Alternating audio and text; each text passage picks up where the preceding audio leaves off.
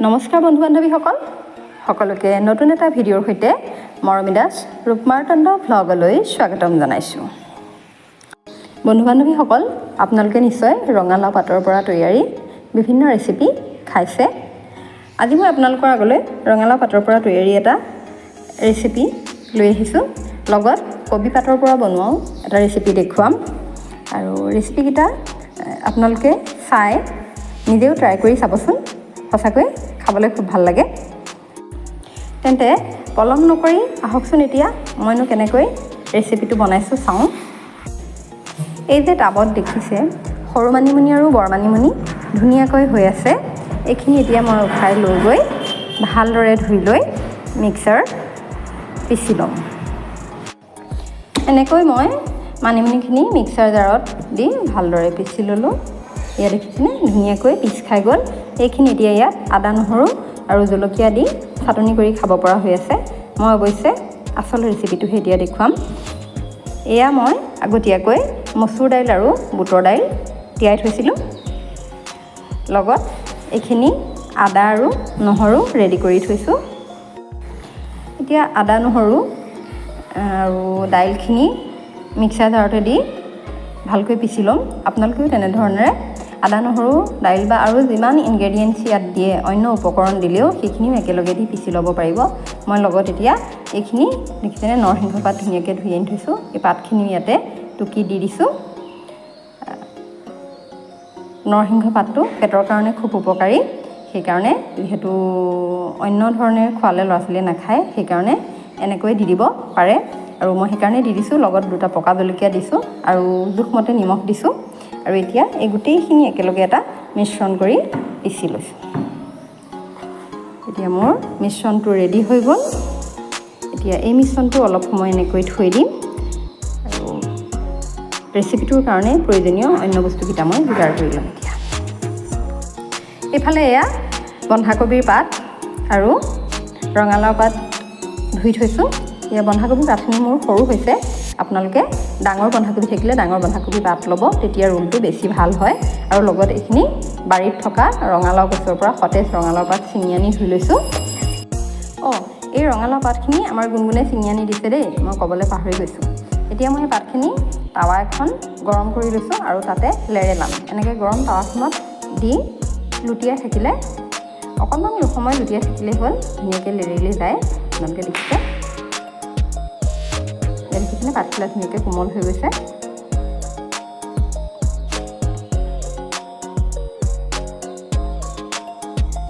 এখিলা হৈ গ'ল।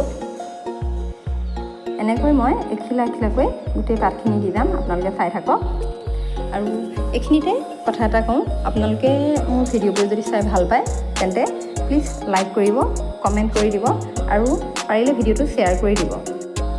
লগতে যিসকলে মোৰ ভিডিঅ'টো প্ৰথমবাৰৰ বাবে চাইছে বা এতিয়ালৈকে চেনেলটো ছাবস্ক্ৰাইব কৰা নাই, তেওঁলোকে প্লিজ মোৰ চেনেলটো ছাবস্ক্ৰাইব কৰি দিব। আৰু এয়া আমাৰ ৰঙালাও পাত লেৰেলাই হৈ গৈছে। এতিয়া কবি পাতকেইটা মই এনেকৈ একেধৰণেৰে টাৱাত দি গৰম কৰি লেৰেলাই ল'ম। দেখিছেনে? এনেকৈ লুটিয়াই থাকিলে কবি পাতখিনিও ডাঠ হৈ আছিলে চব কোমল হৈ যাব।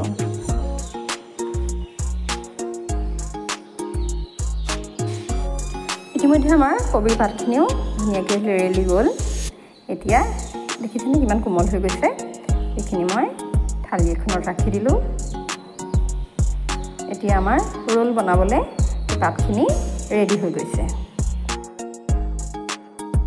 পিচি ৰখা মিশ্ৰণটো মই আকৌ এবাৰ লৰাই লৈছোঁ। তাৰপিছত এনেকৈ পাতখিলা মেলি লৈ পাতত ভালদৰে মিশ্ৰণখিনি লগাই যাম, যাতে গোটেই পাতখিলাতে লাগে।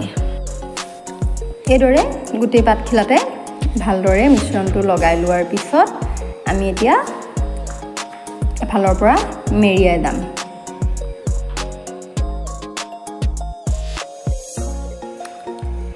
মূৰৰ পৰা এনেকৈ মেৰিয়াই আহিলেই হ'ল। ৰঙালাও পাতখিলাত মিশ্ৰণটো দি এনেকৈ মেৰিয়াই অনাৰ কাৰণে এইটো ৰঙালাও পাতৰ ৰোল বুলি কৈছোঁ। কিন্তু এইটো প্ৰকৃততে কি নাম কয়, নামটো মই ভালকৈ নাজানো। কোনোবাই জানে যদি কমেণ্ট কৰি জনাবচোন। এটা এটাকৈ মই গোটেইখিনি এনেকৈয়ে কৰি ল'ম, আপোনালোকে চাই যাব।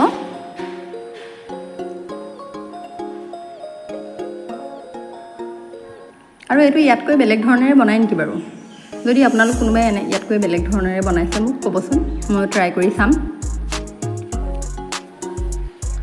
মই আচলতে বৰ বেছি সময় নাপাওঁ, কিন্তু যিকণ সময় পাওঁ তেতিয়া কিবা এটা নতুন বনাবলৈ পালে ভাল পাওঁ আৰু শিকি ভাল লাগে মোৰ। গতিকে যদি কোনোবাই জানে অনুগ্ৰহ কৰি জনাব।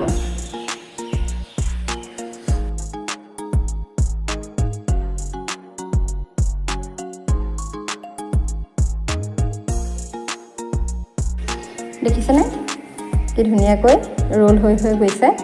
আৰু এনেকৈ ধুনীয়াকৈ ৰোল হোৱাৰ কাৰণে আচলতে এইটো ৰেচিপিৰ নাম ৰঙালাও পাতৰ ৰোল বুলি কৈছোঁ। আৰু এইটো আমাৰ গুণগুণৰ খুব প্ৰিয়, সি খাই খুব ভাল পায় আৰু আজিও তাৰ ডিমাণ্ড মতেই এইটো বনোৱা হৈছে। আৰু পাতখিনি সি নিজে কিনি আনি দিছে। এয়া আমাৰ পাতৰ পৰা বনোৱা ৰোলখিনি হৈ গ'ল। এতিয়া কবিৰ পাতখিনি সেইখিনিও এনেধৰণেৰে ৰোল কৰি যাম, একেই পদ্ধতি। খালি এটা কথা আপোনালোকে মনত ৰাখিব, কবিৰ পাতৰ পৰা যেতিয়া ৰোল বনায় তেতিয়া ৰোলটো খেৰ বা আজিকালি খেৰ পাবলৈ নাই, গতিকে গুলি সূতা হ'লেও হয়, সূতাৰে মেৰিয়াই অলপ বান্ধি দিব লাগে। নহ'লে কি হয়, যদি গেছৰ ফ্লেমটো অকণমান বাঢ়ি যায় তেতিয়াহ'লে মানে ফুলি যায় আৰু পাতখিলা খোল খাই যায়। সেইকাৰণে বান্ধি দিলে কেতিয়াও ফুলি যোৱাৰ চান্সটো নাথাকে। মই অৱশ্যে এতিয়া একেবাৰে ল' ফ্লেমত ভাজিম, গতিকে মই ইয়াত ৰছী নাবান্ধো, কিন্তু আপোনালোকে ৰছীডাল বান্ধি দিব। তেতিয়া অকণমান হাই ফ্লেমত ভাজিলেও মানে অসুবিধা একো নহয়। এয়া আমাৰ এতিয়া ৰোল ৰেডি হৈ গৈছে। এতিয়া এইখিনি ভজাৰ লগে লগে আমি খাব পাৰিম। ৰোলখিনি ফ্ৰাই কৰিবৰ কাৰণে প্ৰথমে এনেকৈ টাৱাখন গৰম কৰি তাত তেল গৰম কৰি লৈছোঁ। এতিয়া ইয়াত এটা এটাকৈ ৰোল দি যাম। টাৱাখন যেতিয়া বেছি গৰম হ'ব তাৰপিছত গেছটো একেবাৰে কমাই দিব লাগিব। গেছৰ ফ্লেমটো যিহেতু বেছি ফ্লেম হ'লে এইখিনি জ্বলি যাব, গতিকে একেবাৰে কম ফ্লেমত ভাজিব লাগিব। ওপৰত অকণমান যিটো পিচাৰ মিশ্ৰণ আছিল তাৰে গাৰ্নিছ কৰি দিছোঁ, দেখিবলৈ অকণমান ধুনীয়া লাগিবৰ কাৰণে। সেইটো নিদিলেও কথা নাই, কিন্তু দিলে অকণমান দেখি বেছি ভাল লাগে। আৰু যেতিয়া ৰোলটো কামুৰিব তেতিয়া এটা মানে ক্ৰাঞ্চি হ'ব, খাবলৈ এটা মচমচীয়া ধুনীয়া লাগিব ওপৰৰ অংশটো। গতিকে সেইকাৰণে এইটো কৰি দিয়া হৈছে। আপোনালোকে এনেকৈ কৰি চাব পাৰে। এতিয়া আমি লাহে লাহে এনেকৈ লুটিয়াই দিছোঁ। দেখিছে নাই ধুনীয়া ৰং কৰিছে এফালে। এনেকৈ দুইফালে লাহে লাহে লৰাই দি ভাজ খুৱাব, আৰু দুইফালে ভাজ খালে ৰোল ৰেডি। তাৰপিছত আমাৰ বাকী থকা কবি পাতৰ ৰোলকেইটাও আমি এনেকৈয়ে ভাজিম, একেবাৰে কম জুইত। একেই কৰি দিছোঁ। এইখিনিও লাহে লাহে লৰাই দিব। মই একেবাৰে মৰম কৰি লৰাব লগা হৈছে, নহ'লে পাত খোল খাই যাব। ইতিমধ্যে আমাৰ কবি পাতৰ ৰোলখিনিও ৰেডি হৈ গৈছে। এতিয়া এইখিনি আপুনি দুপৰীয়াৰ ভাত সাজৰ লগত বা আবেলি চাহকাপৰ লগত গৰমে গৰমে পৰিৱেশন কৰিব পাৰে। খাবলৈ খুব টেষ্টি হয়, গতিকে আপোনালোকে ট্ৰাই কৰি চাব। আৰু যদি ভিডিঅ'টো ভাল পালে আকৌ কৈছোঁ লাইক এটা কৰি দিব। আৰু ইমান সময় যে মোৰ ভিডিঅ'টো চালে তাৰ কাৰণে আপোনালোকলৈ অশেষ কৃতজ্ঞতা জনাইছোঁ। পুনৰ এটা ভিডিঅ' লৈ আহিম। ধন্যবাদ।